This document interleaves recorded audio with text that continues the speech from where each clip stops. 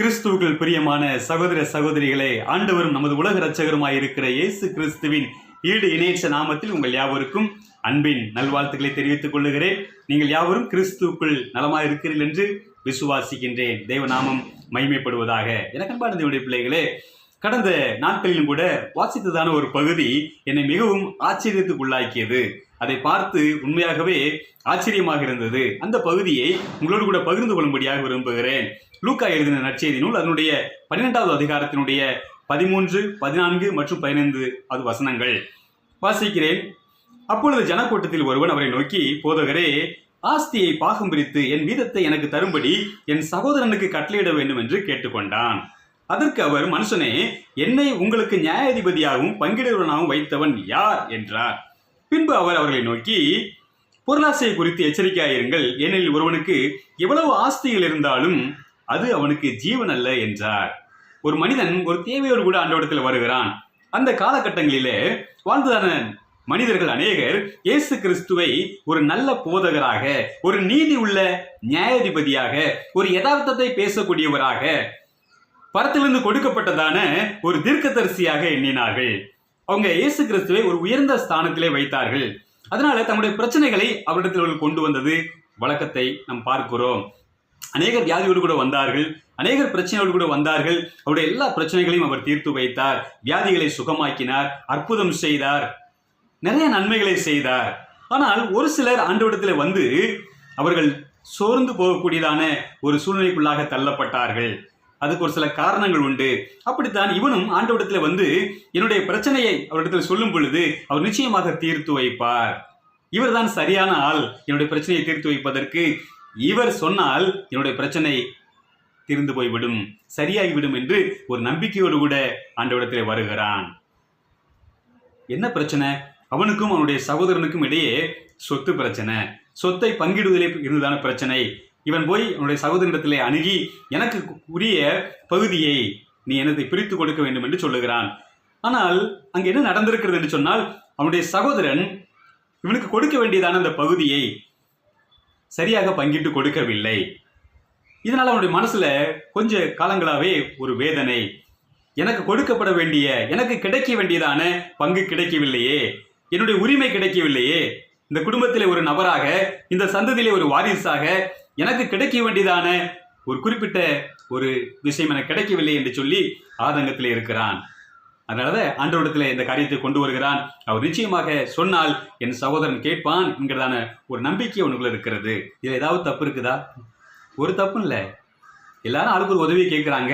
இன்றைக்கு நம்ம ஆண்டவரிடத்தில் போய் என்ன செய்யணும்? நிறைய உதவி கேட்கிறோம். ஆண்டவரே, எனக்கும் என்னுடைய சகோதரனுக்கும் இருக்கிறதான அந்த சொத்து பிரச்சனையில நீங்க தலையிட்டு நீங்க சரியான நீதி செய்யணும், நீங்க நீதி உள்ள நியாயாதிபதி, நீங்க சரியா தீர்ப்பு சொல்லணும் அப்படின்னு சொல்லி ஆண்டவரிடத்தில் ஜெபிக்கிறோம், ஆண்டவரிடத்தில் கேட்கிறோம், மற்ற சொல்லி ஜெபிக்கும்படியாக சொல்கிறோம்.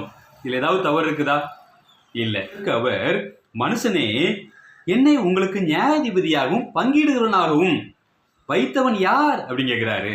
Who made me as a judge to you? உங்களுக்கு நியாயாதிபதி என்னை ஏற்படுத்தினது யாரு? அவர் நீதி உள்ள நியாயாதிபதி தானே. ஏன் இப்படி கேட்டாரு? அவர் சொல்லும் பொழுதே மனுஷனே என்று சொல்லுகிறார். என் சிநேகிதனே என்று சொல்லவில்லை, என் மகனே என்று சொல்லவில்லை, மனுஷனே என்று சொல்லுகிறார். காரணம், அவன் மனிதன் என்று நிரூபித்து விட்டான். முக்கியமான காரணம், ஆண்டவர் ஏன் மறுத்து விட்டார் என்று சொன்னால், ஆண்டவர் இந்த பூமிக்கு வந்ததனுடைய நோக்கத்தை அவன் அறியவில்லை, அதை உணர்ந்து கொள்ளவில்லை. ஆண்டவர் எதற்காக இந்த பூமிக்கு வந்தார்? நம்முடைய பாவங்களுக்காக மரிப்பதற்காக. மனிதனுடைய மிக மோசமான, பயங்கரமான, மிகப்பெரிய எதிரி யாருன்னா பாவம். அந்த பாவத்திலிருந்து, அந்த பாவ எண்ணத்திலிருந்து மனிதன் விடுவிக்கப்பட வேண்டும், அவன் காப்பாற்றப்பட வேண்டும். அந்த பாவம் தான் தேவனுக்கும் மனுஷனுக்கும் இடையே இருக்கிறதான மிகப்பெரிய ஒரு தடங்கள். அதனால அந்த பாவத்திலிருந்து அவனை விடுதலையாக்கி, அவனை கழுவி சுத்திகரித்து, தாம் இருக்கிறதான அந்த பரிசுத்தமான நித்திய பரலோகத்துக்கு கொண்டு செல்ல வேண்டும் என்கிறதான வாஞ்சியோடு கூட, அவளோடு கூட, ஒரு நோக்கத்தோடு கூட தான் ஆண்டவராய் இயேசு கிறிஸ்து இந்த பூமிக்கு வந்திருக்கிறார். ஆண்டவராய் இயேசு கிறிஸ்து இந்த பூமிக்கு வந்ததனுடைய நோக்கத்தை உணர்ந்து கொள்ளாமல் அவர் வந்த நோக்கத்தை டைவர்ட் பண்ணுகிறதான ஒரு விஷயம், டைவர்ட் பண்ணி விடுறது, டிவியேட் பண்ணி விடுறது. எதற்காக வந்தார்? சொத்து பிரச்சனை தீர்க்கவா? மறைமுகமா ஆண்டவர் சொல்லுகிறாரு, உனக்கும் அண்ணனுக்கும் இடையே இருக்கிறதான சொத்து பிரச்சனை தீர்க்கிறதுக்காக நான் அந்த பூமிக்கு வந்தேன். மனுஷனே, உன்னுடைய புத்தி எப்போதும் என்ன செய்யுது? இந்த மண்ணை குறித்து தான் இருக்குது, மாணிக்கத்தை குறித்து இல்லை, நித்திய வாழ்க்கை குறித்து இல்லை, அழிந்து போகிறத குறித்து தான் உன்னுடைய எண்ணம். நீ ப்ரூவ் பண்ணிட்ட, நீ மனுஷையா மனுஷன். நான் வந்து நோக்கத்தை நீ அறிந்து கொள்ளவில்லையே. நான் வந்து உனக்கும் அண்ணனுக்கு இடையே இருக்கிறதான சொத்து பிரச்சனையை தீர்க்கிறதுக்காக இந்த பூமிக்கு வரல. அழிந்து போகிற இந்த சொத்து பிரச்சனையை தீர்க்கிறதுக்காக நான் வரல. இட பிரச்சனையை தீர்க்கிறதுக்காக நான் வரல. நான் வந்தது உனக்கும் ஆண்டவருக்கும் இடையே இருக்கிறதான அந்த ஆன்மீக பிரச்சனை இருக்கு இல்லையா, பாவம், அதை தீர்த்து வைக்கிறதுக்காக வந்திருக்கிறேன். நிறைய நேரங்களில் நம்ம ஒரு நோக்கத்தோடு கூட இந்த பூமியிலே நாம் இருக்கிறோம், ஊழியம் செய்து கொண்டிருக்கிறோம். நம்ம எதற்காக ஊழியம் செய்கிறோம், எதற்காக அந்த பூமியில் வாழ்கிறோங்கிறத டிவியேட் பண்ணி விடுறதுக்கு, அப்படியே அதை என்ன திசையை மாற்றி விடுறதுக்கு நிறைய சூழ்நிலைகள் நம்முடைய வாழ்க்கையில் வரும். அது நம்முடைய வேலையே கிடையாது, அதில் நம்ம கவனம் செலுத்த அவசியம் கிடையாது. ஆனால் அதில் கவனம் செலுத்தும்படியாக நம்ம டிவியேட் பண்ணி விடுறது, நம்ம அப்படியே என்ன செய்ய திசை மாற்றி விடுறது. அநேகர் இப்படித்தான் நிறைய தேவையில்லாத விஷயத்தை செஞ்சுட்டு இருக்கிறாங்க. காரணம், சாத்தானால் வஞ்சிக்கப்பட்டு அவங்க திசை மாற்றப்பட்டு அவங்க இதெல்லாம் செய்யக்கூடாதோ அந்த வேலையை அவங்க செய்கிறது. சவுல் செய்யலையா? ஆண்டவர் அவனுக்கு கொடுத்த வேலையை செய்யலை, ஆண்டவர் அவனுக்கு கொடுக்காத வேலையை போய் செய்கிறான். பார்த்தீங்களா? இந்த மாதிரி டிவியேட் பண்ணி விடுறது. இப்போ ஆண்டவரும் என்ன செய்கிறான்? இவன் டிவியேட் பண்ணுறதுக்கு இந்த விஷயத்தை கொண்டு வர்றான். இதை கேட்ட உடனே ஆண்டவருக்கு என்ன செய்யுது? கோபம் வருகிறது. அதனால் நோக்கத்தை அவர்கள் அறியாததுனால ஆண்டவருக்குள்ள ஒரு கோபம். இந்த நோக்கத்துக்காக என்ன செய்யல வரல அப்படிங்கிறது ஆண்டவர் மிக தெளிவாக சொல்லிவிடுகிறார். ரெண்டாவது காரணம், ஏன் ஆண்டவர் அவனுடைய கேள்விக்கு வந்து என்னன்னா சரியான ஒரு பதில் கொடுக்கல, அவனுடைய பிரச்சனையை தீர்க்கல அப்படின்னு கேட்டீங்கன்னா, அவருக்கு மனுஷனுடைய இருதயம் நன்றாக தெரியும். மனுபுத்தருடைய இருதயம் எப்படி இருக்குது? கேடும் திருக்குள்ளதுமா இருக்கிறது. மிக முக்கியமாக பொருளாசை நிறைந்திருக்கிறது. அவனுடைய இருதயத்தை ஆண்டவர் நல்லா அறிந்திருக்கிறார். நேரடி அவன்கிட்ட சொல்லாம கூட்டத்தை பார்த்து சொல்றாரு, பொருளாசை குறித்து எச்சரிக்கையாயிருங்கள். 15 வசனத்துல அவர் அவர்களை நோக்கி பொருளாசை குறித்து எச்சரிக்கையாயிருங்கள். அவனுக்கு மட்டும்தானே சொல்லணும், எதுக்கு எல்லா கூட்டத்துக்கும் சொல்றாரு அப்படின்னா, இவன் ஒரு பேஷண்ட் வந்திருக்கிறான், இதே வைரஸ் கிருமி எல்லாருக்குள்ளே இருக்குது, எல்லாருக்கும் சேர்த்து கொரோனா ஊசி போட்ட மாதிரி இவனுக்குள்ள இருக்கிற அந்த வைரஸ் எல்லாருக்குள்ளே இருக்குது. அதனால கூட்டத்தை பார்த்து சொல்றாரு, பொருளாசை குறித்து என்ன செய்யுங்க, எச்சரிக்கையாயிருங்க. இது ஒரு வகையான வைரஸ், இது உங்களை அழித்து விடும். கவர்ச்சியஸ்னஸ், பேராசை, அதை குறித்து எச்சரிக்கையாயிருங்கள் என்று சொல்லி ஆண்டவர் எச்சரிக்கிறார். எனக்கு அன்பான தேவனுடைய பிள்ளைகளே, பொருளாசை அப்படின்னா மற்றவனுடைய பொருளுக்கு ஆசைப்படுறது மட்டும் பொருளாசை கிடையாது. இருக்கிறதுக்கு மேலே இன்னும் வேணும் வேணும் வேணும்னு கிடைக்கிறதும் பொருளாசை. போதாது போதாது போதாது போதாது சொல்றதும் பொருளாசை. இந்த என்ன எங்கிருந்து வந்தது? போதாது போதாது போதாது அப்படிங்கிறது வசனம் சொல்லுது, போதும் என்கிற மனதுடனே கூடிய தேவ பக்தியே மிகுந்த ஆதாயம். கிரேட் பெனிஃபிட் என்ன கேட்டீங்கன்னா, த ஸ்பிரிட் ஆஃப் கண்டென்ட்மெண்ட். எனக்கு போதும் அப்படின்னு சொல்லக்கூடியது. ஒரு மனுஷன் எனக்கு போதும் அப்படின்னு சொல்லி சொன்னான்னா அவன் ஆவிக்குரியவன். ஆமாம், ஒரு மனுஷன் எப்போ கடவுளுக்குள்ள தன்னை திருப்திப்படுத்தி வாழ பழகி கொண்டானோ அது ஆண்டவருக்கு மிகப்பெரிய ஒரு மகிமையை கொடுக்குதான். ஆண்டவர் கொடுக்குற வாழ்க்கையை ஆசீர்வாதமா சந்தோஷமா என்னைக்கு ஒரு மனுஷன் என்றானோ போதும் அப்படின்னு நினைக்கிறானோ அன்னைக்கு தான் ஆண்டவரை நாம் மையப்படும், ஆண்டவர் சந்தோஷப்படுவாருங்க. இந்த கவர்ச்சியஸ்னஸ், டு கவர்ட் அப்படிங்கிறது கேட்டிங்கன்னா டு லவ் சம்திங். நம்ம ஒன்று நேசிக்கிறது இல்லையா, ஏதோ ஒரு பொருளையோ இல்லை ஏதோ ஒரு காரியத்தை நம்ம நேசிக்கிறது தான் என்ன சொல்கிறது, டு கவர்ட், கவர்ச்சியஸ்னஸ். ஸோ ஆண்டவர் என்ன சொல்லியிருக்காருன்னு கேட்டிங்கன்னா, உலகத்தில் உள்ளவையில் அன்பு கூறாதீர்கள். மத்தேயு 6வது அதிகாரம் 19 வசனத்திலிருந்து 20 வசனத்திலிருந்து பார்க்க முடியும். அதே போல் 1 யோவான் 2வது அதிகாரம் 15 வசனம். உலகத்தை ஆண்டவர் நேசிக்காதையும் சொல்லியிருக்கிறாரு. ஏன்னா உலகத்தை நேசிக்கிறவனிடத்துல பிதாவின் அன்பு இல்லை. உலகத்தில் உள்ளவைகளையும் அன்பு கூறாதீர்கள். அப்படி அன்பு கூறுகிறவங்ககிட்ட பிதாவின் அன்பு இல்லை. அவங்க பிதாவை நேசிக்கல, நித்தியத்துக்குரியவங்களை அவங்க நேசிக்கல அப்படின்னா அவங்க பிதா உடையவங்க கிடையாது. அவங்க பிதா உடையவங்களா இருந்திருந்தா பிதாவின் அன்பு அவங்களுக்குள்ள இருந்திருக்கும். உலகத்தின் அன்பு அவங்கள விட்டு கொஞ்சமாக தூர போயிருந்திருக்கும். உலக காரியங்களை ஆண்டவர் ஏன் நேசிக்க வேணான்னு சொல்லி சொன்னார் அப்படின்னு கேட்டிங்கன்னா, அது நம்மை அடிமைப்படுத்தி விடும். ஆண்டவருக்கு முழுமையாக ஊழியம் செய்ய நம்மை விடாது, நம்மை பிடித்து கொள்ளும். ஆனால் ஆண்டவரை நேசிக்கிறதான அன்பு நமக்கு விடுதலை கொடுக்கும். குமாரன் உங்களை விடுதலையாக்கினார், மெய்யாகவே விடுதலை ஆவீர்கள். இயேசு கிறிஸ்துவ தேவனை நேசிக்கிறதான அன்பு நம்மை விடுதலையாக்கும். நம்ம முழு மனதோடு கூட, முழு சிந்தையோடு கூட, முழு பலத்தோடு கூட நாம் அவரை நேசிக்கும்படியாக அழைக்கப்படுகிறோம். அவருடைய நன்மைக்காக அல்ல, அவருடைய சுய நன்மைக்காக அல்ல, நம்முடைய நன்மைக்காக. அதுதான் ஒரு மனிதனை விடுதலையாக்கும்.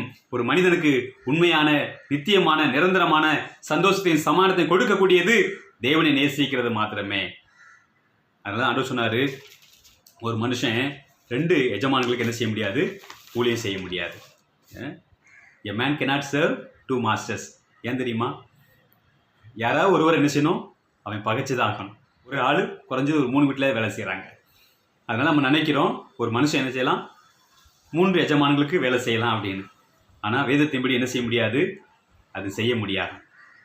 ஏன்னா அங்கே சொல்லப்பட்டதான அந்த செர்வெண்ட்டுங்கிற அந்த வார்த்தை அடிமை. ஒரு ஓனருக்கு தான் என்ன செய்ய முடியும், ஒருத்தன் அடிமையாக இருக்க முடியும். ஒரே நேரத்தில் 2 பேருக்கு அடிமையாக இருக்க முடியாது. ஆண்டவர் சொல்கிறாரு, தேவனுக்கும் உலகப் பொருளுக்கும் உங்களால் ஊழியம் செய்யக்கூடாது, உங்களால் முடியாதுன்னு சொல்கிறாரு. அதை ஆண்டவர் அங்கீகரிப்பதில்லை. உலகத்தை நேசிப்போம், ஆண்டவரை நேசிப்போம். உலகத்தை அன்பையும் வச்சுக்கிடுவோம், தேவனுடைய ஸ்நேகத்தை வச்சுக்கிறோம். ரெண்டுமே என்ன செய்யும், நாங்கள் பிரயாணம் பண்ணுவோம் அப்படின்னு சொல்லி 2 போட்டில் நிறைய பேர் நினைச்சிட்டு இருக்காங்க, பிரயாணம் பண்ணிட்டு இருக்கிறாங்க. 3வது காரியம், ஆண்டவர் ஏன் அவனுக்கு சரியா பதில் கொடுக்கல அப்படின்னா, ஏன் மறுத்து விட்டார் என்று சொன்னால் 15 வசனத்தில் கீழே பகுதி பார்க்குறோம். ஏனெனில் ஒருவனுக்கு எவ்வளவு திரளான ஆஸ்திகள் இருந்தாலும் அது அவனுக்கு ஜீவன் அல்ல. அவரே சொல்லிட்டார், ஒருவனுக்கு எவ்வளவு திரளான ஆஸ்திகள் இருந்தாலும் அது அவனுக்கு ஜீவன் கிடையாதுப்பா. ஆண்டவர் சொல்றது நித்திய ஜீவன், நிலையான வாழ்வை பற்றி ஆண்டவர் சொல்கிறாரு. அது அவனுக்கு கிடைக்காதுப்பா. அவன் எவ்வளவு ஆஸ்திகள் இருந்தாலும், மனிதன் உலகம் முழுவதும் ஆதாயப்படுத்தினாலும் தன் ஜீவனை நஷ்டப்படுத்தினார், தன்னுடைய ஆத்மாவை நஷ்டப்படுத்தினார், அவனுக்கு லாபம் என்ன என்று ஆண்டவர் கேட்கிறார். உலகம் முழுவதும் அவன் என்ன செஞ்சிடலாம், கான்குவே பண்ணிடலாம், அவன் சுதந்திரிச்சிடலாம், பொசஸ் பண்ணிடலாம். ஆனால் தன்னுடைய ஆத்மாவை நஷ்டப்படுத்தினால் அவனுக்கு லாபம் என்ன? ஒரு லாபமும் கிடையாது. அதனால் எவ்வளவு ஆஸ்திகள், திரளான ஆஸ்திகள் இருந்தாலும் அது அவனுக்கு ஜீவன் கிடையாது. அதே போல அது அவனுக்கு நித்திய ஜீவனை கொடுக்காது. இந்த உலகத்திலையும் நித்தியமான சந்தோஷ சமானத்தை அவனுக்கு கொடுக்காது. மாறாக நிறைய கவலைகளை அதிகரித்து விடும். ஒரு மனிதனுக்கு அதிக சொத்துக்கள் இருக்கும் பொழுது, அதிக பொருட்கள் இருக்கும் பொழுது அவனுடைய கவலையை, அவனுடைய பயத்தை அதிகமாக்குமே தவிர அது அவனை காப்பாற்றாது.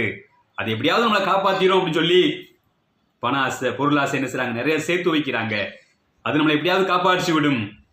அந்த பயத்திலிருந்து, அந்த கவலையிலிருந்து தங்களை காப்பாற்றிக் கொள்வதற்காக போய் சேர இடம் ராங்கான இடம். மறுபடியும் சொத்து சேர்க்கிறாங்க, கூட கொஞ்சம் பயம் அதிகமாகும், கவலை அதிகமாகும். எவ்வளவுக்கு நமக்கு பொருட்களை நம்ம சேர்த்து வைக்கிறோமோ அவ்வளவுக்கு அளவு நம்ம ஆவிக்குரிய பிரகாரமாக நாம் ஏழை ஆவோம். ஆவிக்குரிய வாழ்க்கையில் ஏழை ஆயிடுவோம். கொஞ்சம் கொஞ்சமா நம்ம அந்த பொருட்களை சார்ந்து வாழ ஆரம்பிச்சிருவோமே தவிர ஆண்டவரை நாம் சார்ந்து வாழ கற்றுக்கொள்ள மாட்டோம், பழகவும் மாட்டோம். அதனால தான் உங்கள் பொக்கிஷம் எங்கே இருக்கிறதோ அங்கே உங்கள் இருதயம் இருக்கும் என்று ஆண்டவர் சொன்னார். எங்கே உங்களுக்கு பொக்கிஷம் சேர்த்து வச்சிருக்கிறீங்களோ அங்கே தான் உங்கள் என்ன செய்யும், இருதயமே இருக்கும். ஆண்டவர் பக்கம் இருக்காது. ஆண்டவரை நம்புவதை டோட்டலாக நினைஞ்சிரும், விட்டுருவோம். அப்படி விடும் பொழுது நம்ம ஆத்மாவை இழந்துருவோம், ஜீவனை இழந்து போவோம். அதுதான் ஆண்டவர் சொன்னார். 1 தீமோத்தேயு 6வது அதிகாரம் அதனுடைய 6வது வசனத்தில் பார்க்குறோம். இந்த உலகத்தில் நம்ம கொண்டு வந்ததும் கிடையாது, நம்ம ஒன்றும் கொண்டு போக போகிறதும் கிடையாது. ஐஸ்வர்யவான்களாக வேண்டும் என்று விரும்புகிறவங்க தொடர்ந்து அதே 1 தீமோத்தேயு 6வது அதிகாரத்தில் 10வது வசனம் வரைக்கும் பார்க்கும்போது, உலகத்தில் நம்ம எதை கொண்டு வந்ததும் கிடையாது, எதையும் கொண்டு போக போகிறதும் கிடையாது. ஐஸ்வர்யவான்கள் ஆக வேண்டும் என்று விரும்புகிறவர்கள் தங்களை தாங்களே உருவ குத்தி, they are hurting themselves, அவங்களே என்ன செய்யுது, ஒரு குத்திக்கிட்டு அவங்களே என்ன செஞ்சுறாங்கன்னா அழிஞ்சு போகிறாங்களாம். Love of money is the root of all kinds of evil. பண ஆசை எல்லா தீங்குக்கும் வேறாக இருக்குது. அதனால தான் ஆண்டவரே இயேசு கிறிஸ்து கூட ஊமைகள் சொல்லும் பொழுதெல்லாம் நிறைய பணத்தை வச்சே ஊமைகள் சொன்னார். இதை பார்த்துட்டு ஒரு சில பேருக்கு இந்த பண ஆசை பிடிச்சவங்க இருப்பாங்க இல்லையா, ஆண்டவர் பாருங்க எப்போ தான் எனக்கு பணத்தை குறித்து தான் பேசுகிறார், அப்போ பணம் எவ்வளோ முக்கியம் பாருங்க. இல்லைங்க, அவங்களுடைய மனசு பணத்தை ஆசையினால நிறைஞ்சிருந்தது, பொருளாசையினால நிறைஞ்சிருந்தது. அதனால தான் அவர் அங்கேருந்தே அடித்தார். எங்கே அடிக்கணுமோ அங்கே அடித்தார். அவர் ஆண்டவருக்கா உலக பொருளுக்கா? பணத்தை குறித்து தான் அவர் அதிகமாக என்ன செஞ்சார்னா ஜனங்களுக்கு போதிச்சார். ஏன்னா அதுதான் அவங்க செய்கிற எல்லா தீங்குக்கும், அவங்க செய்கிற எல்லா பாவத்துக்கும் ரூட் காரணமாக இருக்குது. அடிப்படை காரணம் உள்ள வேறு எங்கே போயிருக்குன்னு பார்த்தா அது பணமாக தான் இருக்கும், அது பொருளாக தான் இருக்கும். இந்த சூழ்நிலையெல்லாம் இருக்கிறதுனால தான் ஆண்டவர் என்ன செஞ்சார்னா அந்த பணக்கார மூடனை குறித்து, ஒரு மூடன் பணக்காரனாக இருந்தான். எப்படி அவன் மூடனாக இருந்தான்? தேவனுக்கென்று அவன் ஐஸ்வர்யவனாக இராதபடி, நித்தியத்துக்கு வாழ்வுக்கென்று அவன் ஐஸ்வர்யவனாக இராதபடி, அவன் இந்த உலகத்துக்குரிய காரியங்களில் அவன் ஐஸ்வர்யவனாக இருந்தான். அவனுக்குன்னு சொல்லி என்ன செஞ்சான், நிறைய பொருட்களை அவன் சேர்த்து வைத்தான். ஆனால் தேவனுடைய ராஜ்யத்தில் அவன் முதலீடு செய்ய மறந்து விட்டான். அவன் சேமித்து வைக்க வேண்டிய இடம் அவன் நித்திய வாழ்க்கை என்பதை மறந்து விட்டான். நித்தியத்துக்குரிய காரியங்களில் சேர்த்து வைக்க வேண்டும் என்பதை மறந்து விட்டான். இந்த உலகத்துக்குரிய காரியங்களை சேர்த்து வைத்தான். ஆண்டவர் சொன்னாரு, இன்னைக்கு ராத்திரி நீ செத்து போயிட்டினா இவையெல்லாம் யாருடையதாகும் என்று சொன்னார். முட்டாளே ஆண்டவர் சொன்னார். ஆண்டவர் பணக்காரனுக்கு விரோதி அல்ல, பணக்காரனாக இருப்பது தவறல்ல. ஆனால் ஆண்டவருக்குள் நாம் பணக்காரர்களாக இருக்கிறோமா, ஐஸ்வர்வான்களாக இருக்கிறோமா, ஆண்டவருக்குரிய காரியங்கள் நித்தியத்துக்குரிய காரியங்கள்ல நம்ம முதலீடு செய்கிறோமா, அதில் நாம் சேர்த்து வைக்கிறோமா என்பதை ஆண்டவர் சொல்லுகிறார்.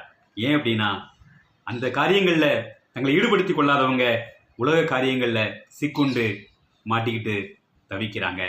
ஆண்டவர் ஊழியம் செய்வதா, உலக பொருளுக்கு ஊழியம் செய்வதா, பணத்திற்கு ஊழியம் செய்வதா என்று தெரியவில்லை.